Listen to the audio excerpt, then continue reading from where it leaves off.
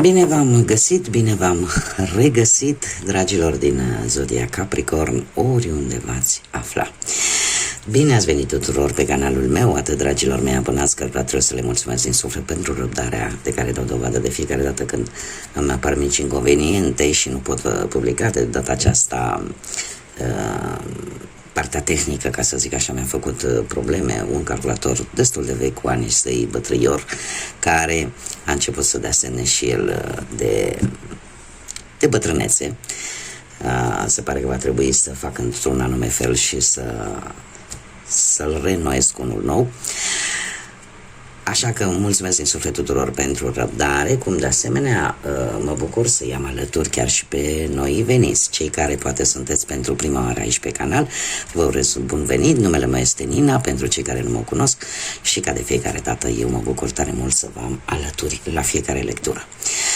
Azi, așa cum mulți dintre voi sunteți obișnuiți, voi face o lectură temporală fără limită de timp, o lectură pe care voi să o puteți urmări oricând doriți sau atunci când apare în viața voastră.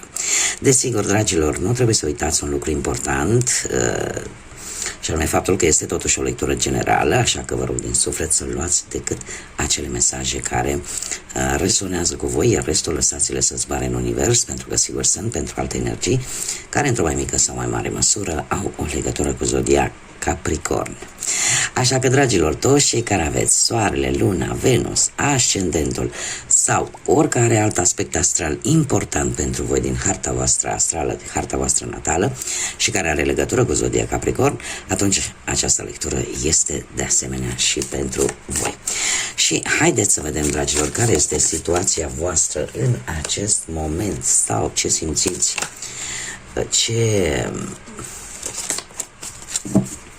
ce gândiți. Avem aici în prima fază o relație privată. Aveți ceva ce țineți decât pentru voi. Poate să fie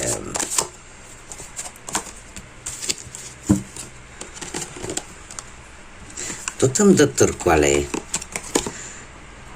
Da. Se pare că sunteți un pic în încurcătură, ca să zic așa, ceea ce este destul de rar la voi, dragilor. De ce? Pentru că e vorba aici de ceva care încercați să țineți un pic ascuns. Să țineți un pic ascuns și apare această nevoie de a vă reorganiza un pic. De ce? Pentru că e ceva aici care pentru voi este foarte important. Poate să fie pe plan sentimental, poate să fie cam pe orice aspect al vieții. Cert este că va fi ceva memorabil sau voi vreți să fie ceva memorabil. Voi vreți să fie ceva special, doar că pentru a obține acest lucru, pentru a face aceste lucruri, e nevoie de o reorganizare, e nevoie să schimbați anumite lucruri, să schimbați poate anumite ore, să schimbați anumite situații, dar este ceva ce țineți pentru voi, da? Chiar și mai ales în special, de fapt, pe plan sentimental, aici mi-apare o relație privată, o relație intimă, pe care pentru voi este importantă și căreia vreți să-i dați o anumită culoare specială. Haideți să vedem ce ne spune și tarotul. Dar se pare că sunteți un pic încurcați, pentru că știți că trebuie să vă organizați cât mai bine cu putință. Și asta vă cam dă bătăi de cap. Să vedem ce ne spune tarotul pentru dragii mei din Capricorn în următoarea perioadă de când voi urmăriți această lectură. Și începem, desigur, cu planul profesional. Să vedem ce vine pentru voi, dragilor. Un 7 de cupe. Dragilor, o ofertă foarte interesantă. O ofertă o ofertă pe care, de fapt mai multe oferte care au venit către voi pe planul ăsta profesional și se pare că ați știut ce să alegeți. Ați ales exact varianta câștigătoare, ca să zic așa, cu acești 7 de cupe și în special cu această regină de monede care vă poate reprezenta foarte bine pe voi.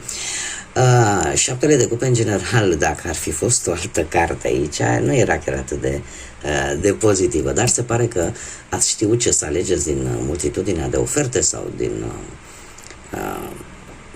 important să fi fost și două, da? Când ai de ales pe planul ăsta, că au fost 2 joburi, că au fost 2 variante, că au fost din 2 decizii, ai reușit să o iei pe aia care trebuie, pentru că în permanență se pare că ai această abilitate de, cum să spun eu, de a face lucrurile în felul tău și de a te simți în permanență în siguranță. Și așa că ți-ai luat măsurile de precauție și se pare că ai făcut o alegere destul de bună.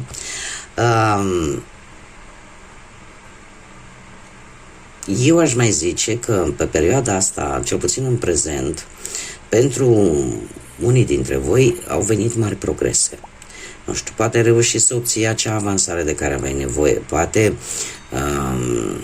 pentru unii dintre voi, de ce nu, poate a existat cineva mai în vârstă care a jucat un rol important pe planul profesional și încă îl joacă. Poate că cineva te-a ajutat să găsești un job, cineva poate dintr-o altă zodie de pământ, la fel ca și tine, Taur, Fecioară sau Capricorn. Dar perioada imediat următoare vine de asemenea cu un sprijin și tot din partea unei persoane mai în vârstă, posibil zodii de apă, de data aceasta Rac, Pești, Scorpion, dar este cineva care este foarte calm, care dă dovadă de măsură, dă dovadă de înțelegere. Posibil să fie cineva de afaceri pentru cei care aveți propria voastră afacere și să aveți așa o înțelegere, o negociere foarte bună. Este cineva destul de tolerant, destul de diplomat și în general care reușește așa să rezolve cam situațiile le poate rezolva sub acest aspect al înțelegerii, al calmului și al măsurii. Dacă nu vorbim de o energie, putem vorbi de situația în care lucrurile se îmbunătățesc, deciziile tale vor fi unele foarte echilibrate și nu te vei arunca, vei fi foarte agil și nu te vei arunca așa, foarte diplomat.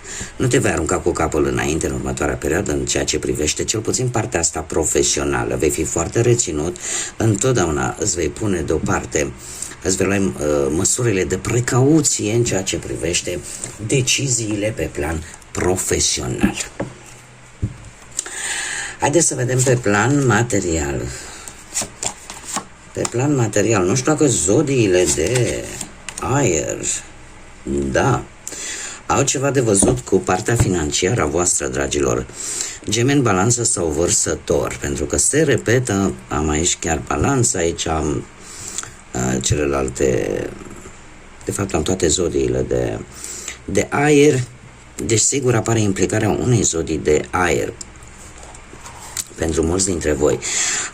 Cu ceva timp în urmă, cu acest rege de spade, se pare că pe partea asta a bănuților, cumva ați avut o situație care a necesitat o foarte mare atenție în a o rezolva.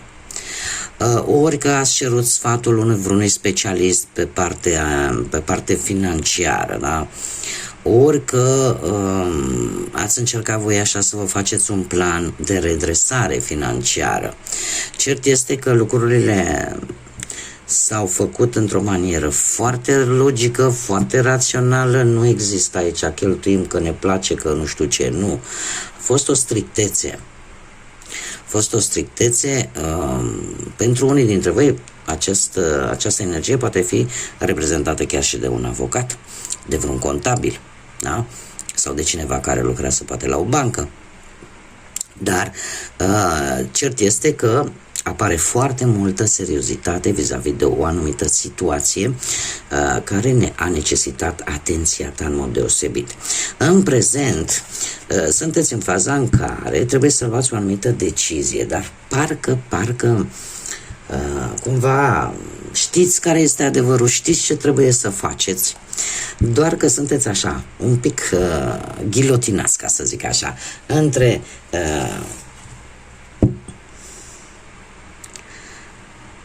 între Ciocan și Nicovală, ca să zicem așa, să nu folosesc alți termeni.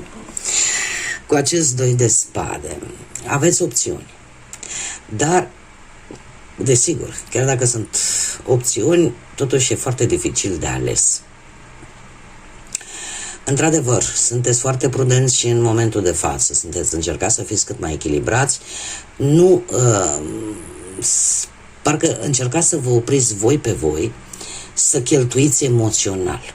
Adică încercați să vă țineți această parte a emoțiilor, să vă țineți un pic în frâu. Este ceva ce voi decideți să o faceți. De ce? Pentru că vreți să controlați ori situația respectivă, ori vreți să aveți un control aproape total vis-a-vis de o anumită sumă de bani. Următoarea perioadă pentru voi vine cu justiția. Justiția care ne vorbește de probabil o investiție pe termen lung. E posibil pentru unii dintre voi să recuperați anumiți bani pe care i-ați investit în ceva, sau să recuperați anumiți bani din exterior sau în plus față de cei pe care îi luați în mod normal, sau să recuperați niște bani în urma unei sentințe judiciare sau în urma unei moșteniri. Și tocmai de aceea apare și această strictețe și apare această, în primul și în primul rând, luciditate, rațiune de a nu vă lăsa influențați de partea emoțională, sentimentală. Mergem mai departe. Haideți să vedem pe plan sentimental pentru cei care sunteți angrenați într-o relație, într-o pereche. Dragilor, ați avut o perioadă în care parcă vă venea să vă luați câmpii așa. De ce? Avem nebunuri. Ori că v-a fost greu să vă asumați un anumit compromis, ori că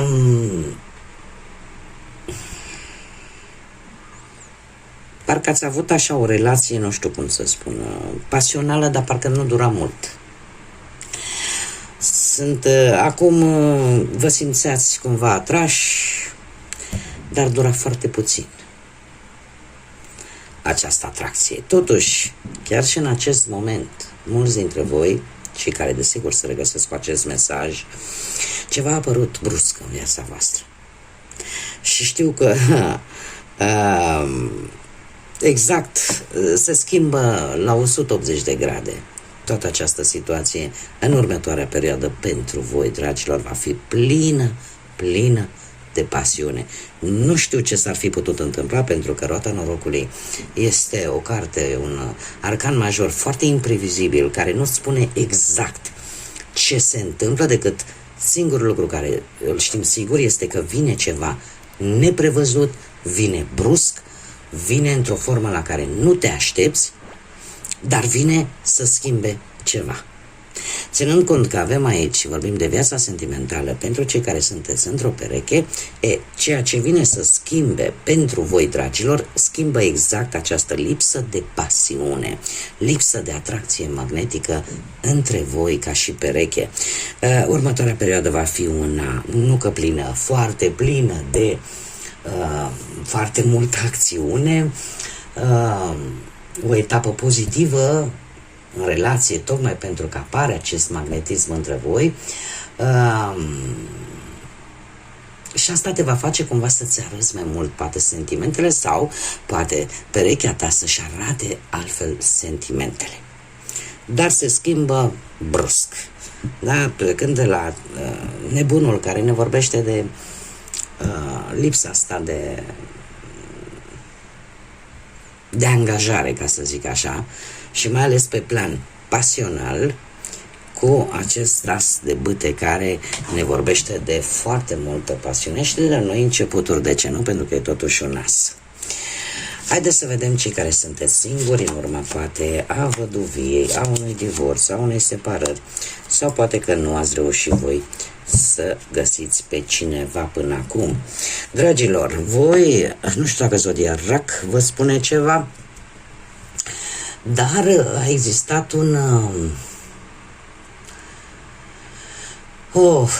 e posibil, am așa mai multe variante, într-un trecut nu foarte îndepărtat, ori a apărut o veche iubire într-o călătorie posibil, sau cineva la distanță se gândea așa un pic la voi, sau a existat un dezinteres față de cineva, ori voi față de o anumită persoană, ori respectiva persoană față de voi. Da? Lucrul ăsta s-a întâmplat într-un trecut nu foarte îndepărtat. Voi cumva, în prezent, cu acest 10 de cupe, aș spune că această relație, totuși, din câte văd eu, este foarte importantă pentru voi. Nu știu dacă cumva se poate apropia vreun eveniment familiar. Și dar trebuie să vă zic că următoarea perioadă vine cu o surpriză, să zicem așa, percepută negativ. Avem turnul și nu pot să vă las așa. Da. Avem turnul care ne vorbește de situații imprevizibile. Este oarecum asemănătoare cu roata norocului, doar că turnul are o intensitate și o percepție mult, mult mai mare. În cărțile de tarot de Marseille, această carte se numește și Casa lui Dumnezeu. De ce? Pentru că este modalitatea divinității a Universului de a ne spune că ceva nu e în regulă, de a ne corecta într-un fel sau altul atunci când vrem să construim ceva pe o bază care se cam clatină. Ceva se va întâmpla în următoarea perioadă care vine pentru voi pe partea asta sentimentală. Este o situație în care poate că e un lucru negativ, perceput negativ, dar care o să vedeți că pe termen lung va avea totuși o conotație pozitivă.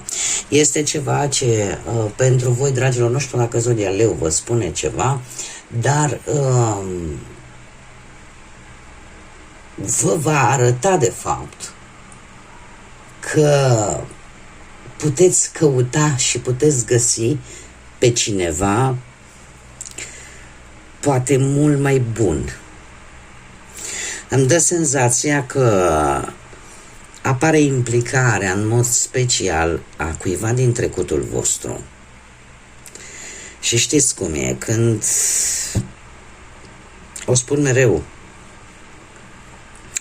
de multe ori ni se întâmplă să ne reîntoarcem, să încercăm să, dacă o sfoară se rupe, tot încercăm să o renodăm.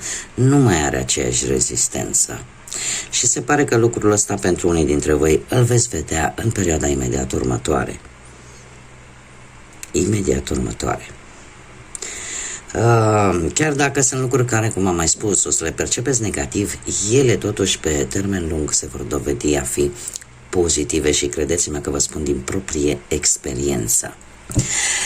Bun, haideți să vedem ce mesaj avem din partea acestui oracol al oceanului pentru voi, dragilor, din Capricorn. Și avem oglinda sirenei. Adu-ți aminte că tu ești co-creatorul proprii tale realități și că gândurile tale și intențiile tale au puterea de a dezvolta propriul tău destin, de a construi propriul tău destin. Este de fapt un mesaj, eu aș zice punct ochit, punct lovit, da, direct la sursă, acela de a vă readuce aminte că noi, mă includ și pe mine aici, chiar dacă eu nu sunt în zodia Capricorn, dar mă includ și pe mine, nu contează zodia.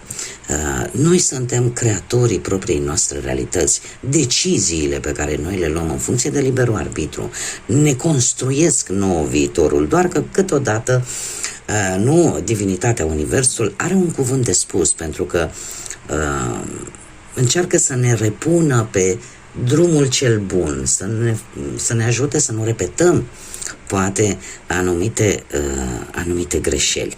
Așa că atât gândurile cât și intențiile tale au această putere de a-ți construi propriul destin, de a-ți construi propriul viitor.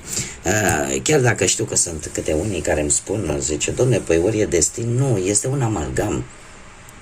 Avem, într-adevăr, ceva karmic de rezolvat, dar în același timp avem și posibilitatea de a ne construi, da? Prin propriile noastre decizii, prin propriile noastre gânduri. Bun, dragilor, cam atât am avut pentru voi. Eu vă mulțumesc tare mult încă o dată pentru răbdare, mulțumesc tuturor pentru prezență, iar până data viitoare când ne vom reîntâlni la o nouă lectură, vă doresc tot bine din lume, să aveți parte de multă liniște, de multe binecuvântări, de multă pace și, desigur, de multă energie pozitivă. Până data viitoare, ca de obicei, să fiți iubiți, dragilor!